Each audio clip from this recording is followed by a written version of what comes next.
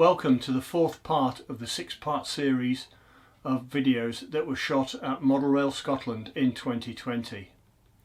There's plenty to see and inspire you, ranging from N gauge to O gauge.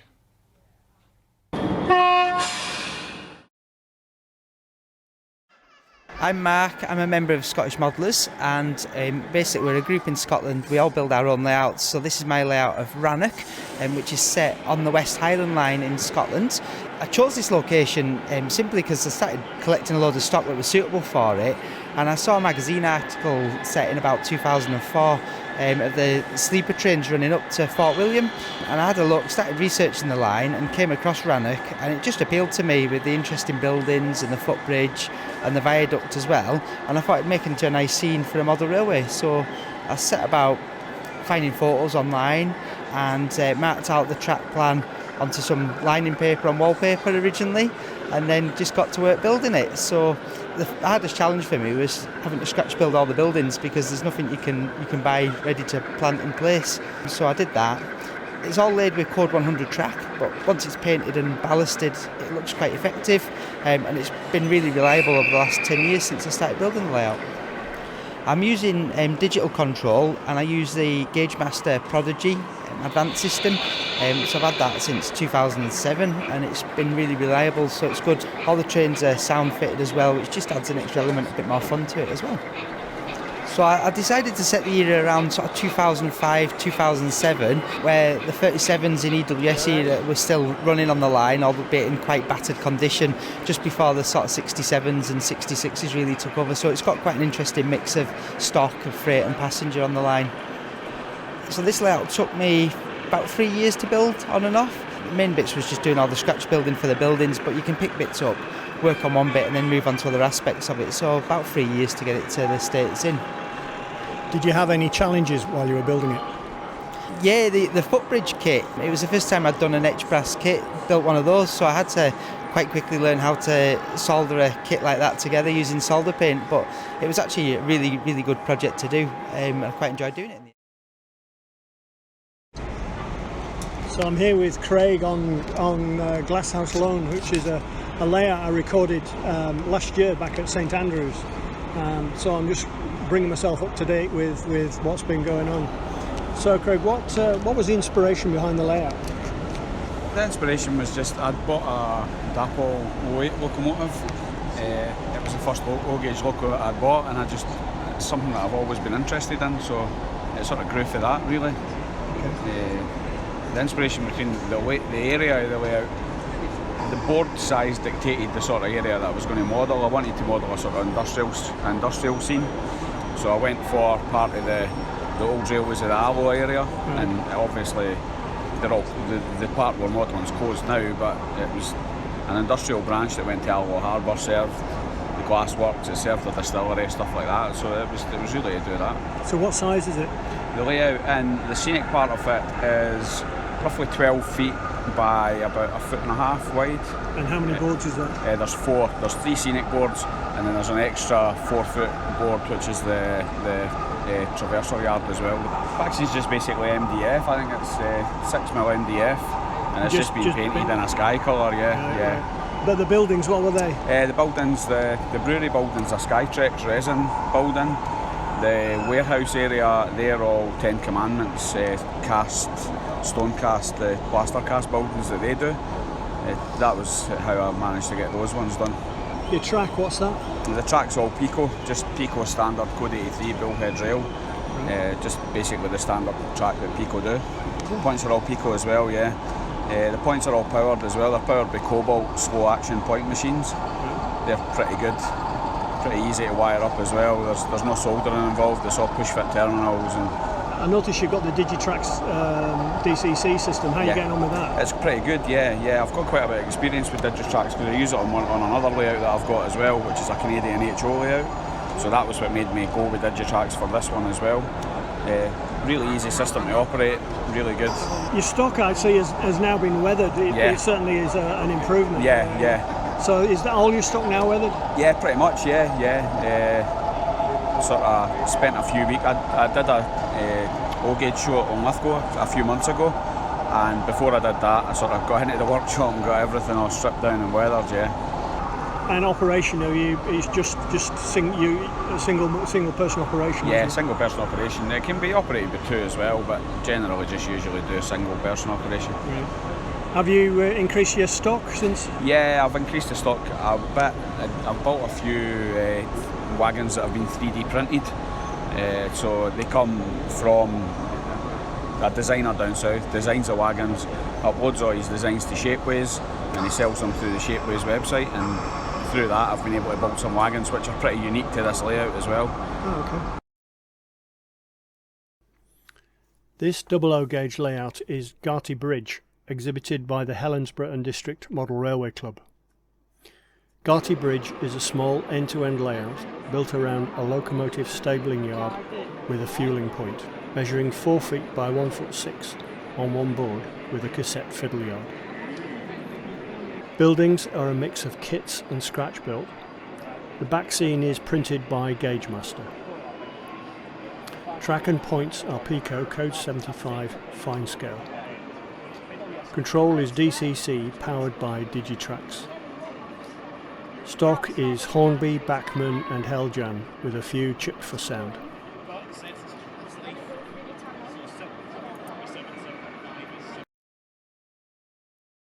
This layout is Tanpit Lane, modelled in EM gauge and exhibited by Alan Atherley. Tanpit Lane is an imaginary layout built to EM standards and set in the North Derbyshire Peak District around the year 2000. A cement works dominates the area with facilities for loading stone and a separate wagon repair shop. A through line is situated in the middle of the scene to allow access to neighbouring sites and transfer of materials. The scenic baseboard is an old 6mm ply Brilliant baseboard, no longer available, with a 16-inch cork overlay on the track bed. The layout was designed using Templot and printed out onto A3 paper, this being glued to the cork with photo mount spray.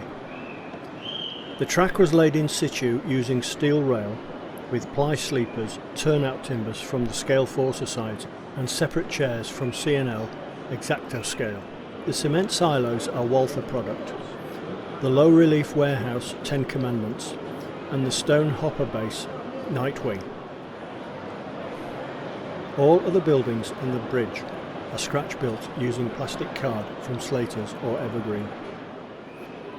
Post and wire fences consist of S-Kit's post and a mixture of phosphor bronze handrail wire or fishing line.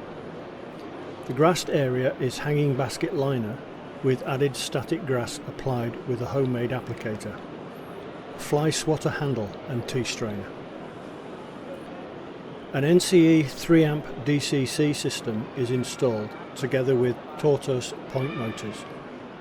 The stock is mainly ready to run with new EM wheel sets, some of the bogie wagons having new bogies as supplied by Cambrian models due to insufficient room for the 26mm axles. All locos are fitted with sound and most weathered using an airbrush.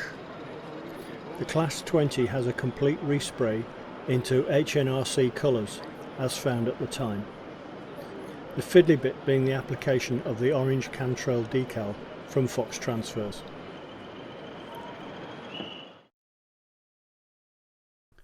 This N-gauge layout is Wormhill, exhibited by Pete Latham.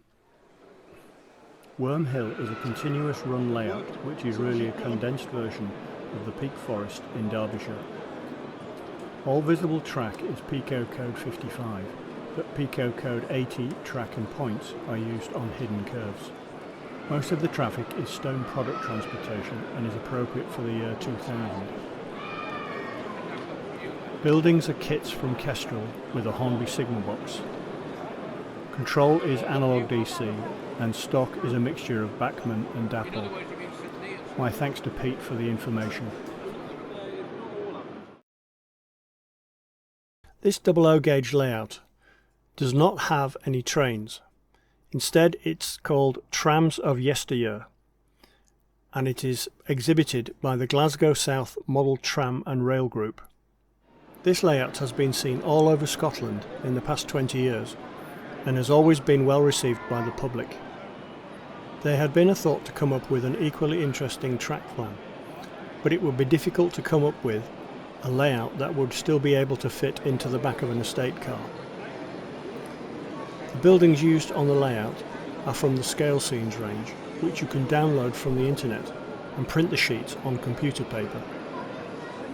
These buildings are very adaptable and can be altered by the modeller to suit the layout they have. This has been done on a number of occasions, and it is really surprising how adaptable they really are. The public is encouraged to run the tram cars on the layout, so the club members can sit back and talk to the public. This 00 gauge layout is Hallside, exhibited by the Clyde Model Railway Club.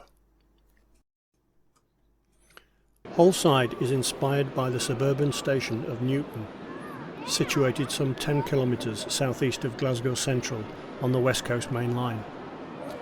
Newton no longer has platform faces on the main lines, but remains a busy station for services via Hamilton and terminating services from Glasgow Central High Level via the Cathcart Circle. Compromises that were required precluded calling the layout Newton. The main compromise is a fairly severe compression of layout length. For those with either a good memory or knowledge of the area, the whole area on the south side of the station was the location of a steelworks. This was called Hallside Works and gives the name to identify the location of the model. The layout measures 22 feet by 11 feet, including the fiddle yard. Buildings are scratch built. Track is Pico Code 75 in the scenic area and Code 100 in the fiddle yard. Control is DCC by lens, with some locos chipped for sound. Stock is a mixture of Hornby, Bachmann and Dapol. Ideally there are 4 operators, but the layout can be controlled by 2. This large continuous loop 00 gauge layout is Wardlaw, exhibited by the Rutherglen Model Railway Club. Wardlaw is an imaginary Scottish town in the late 50s, early 60s, which is served with a mainline railway and canal. The canal, which is situated at the front of the layout, has a neglected field. Lock gates show the water at different levels. Behind the canal is 2 continuous running lines for both up and down traffic. A fiddle yard at the rear sources the release of trains. The station has 2 platforms serving the up and down lines. The painted back scene is fronted with buildings to depict the town. Traffic is a mix of steam and diesel stock. This 00 gauge end-to-end layout is Towcester, exhibited by George Woodcock, John Norton and Richard Coleman. I was fortunate at the show to be able to speak to George and John, who gave me some more information on the layout. I actually live in Towcester and I've lived there for 27 years now, and obviously I have a passion for railways, especially railways that have closed down. I've always wanted to make a model of Towcester, and obviously George being a good friend of mine, we sat down in a pub one night, as you do, over a few beers, and said, wouldn't it be a great idea to make a model of Towcester? And that's basically how the concept was born. And as usual with our layouts, obviously because the layout is closed down in real life, we do it as a what-if situation. What if the line hadn't closed? And that's basically how the layout was born. And what sort of era, what period is it? The real line closed in 1965 and was pretty well immediately got rid of. Right. We've moved it to 1977. Okay. So that's what it operates now. How big is it? It is 25 feet long, 15 feet scenically. Right, and how wide is it?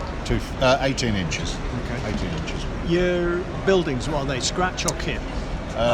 Nearly everything is scratch built. There are 2 buildings on it that work there. Otherwise, everything on there is as it was at Towcester in 1965. Right. Track?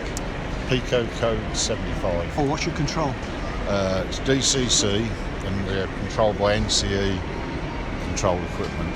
Okay. Are you sound fitted or? Yes, all the locomotive units are sound fitted. Stock? What's your stock?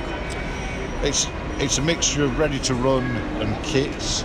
The locomotives and multiple units, they are all ready to run.